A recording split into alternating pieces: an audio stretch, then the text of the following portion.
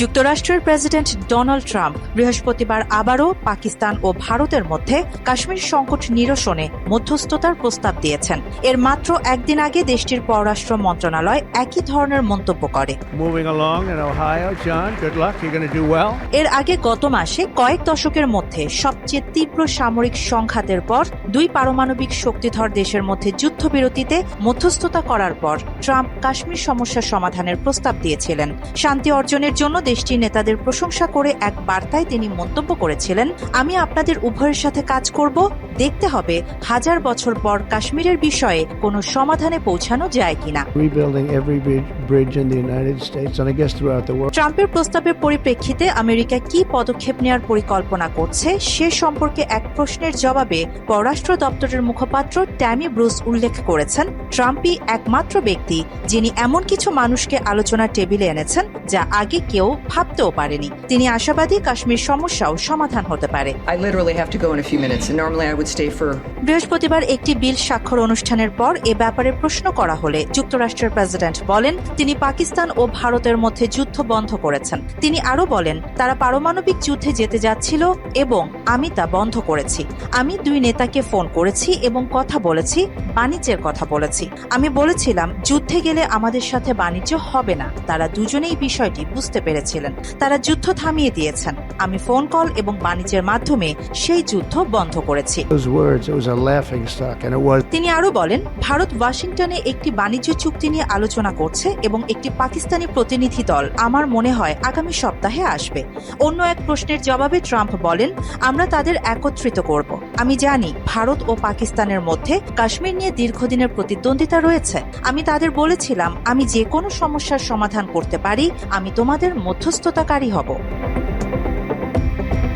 ভারত অধিকৃত কাশ্মীরের পেহেলগামে 22 এপ্রিল সন্ত্রাসী হামলায় 26 জন নিহত হয়। এই হামলার জন্য ইসলামাবাদকে দায়ী করে ভারত পাকিস্তানে হামলা চালায়। পাকিস্তানও পাল্টা জবাব দেয়। 4 দিন পর যুক্তরাষ্ট্রের মধ্যস্থতায় এই যুদ্ধ বন্ধ হয়।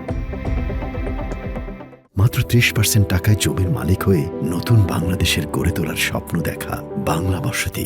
এদিকে পাকিস্তানের কূটনৈতিক মিশনের প্রধান বিলওয়াল ভুট্টো জারদারি বলেছেন, যুদ্ধবিরতির পর এবং যুক্তরাজ্য ও ইউরোপ সফরের সময় ভারত ট্রাম্পকে কাশ্মীরের বিষয়ে তার অবস্থান থেকে সরানোর চেষ্টা করেছে, তবে তারা সফল হতে পারেনি।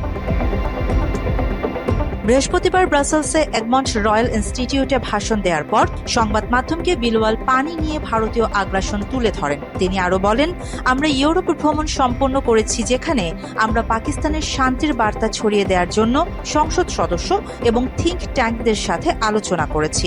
ভারত যদি সিন্ধু পানি চুক্তি স্থগিতই রাখে তাহলে পাকিস্তান একে যুদ্ধ ঘোষণার শামিল হিসেবেই নেবে এবং তারা পাল্টা আঘাত করবে। তিনি জোর দিয়ে বলেন, পাকিস্তান বিশ্বমঞ্চে কাশ্মীর এবং সিন্ধু নদীর পানির সমস্যা উত্থাপন করেছে।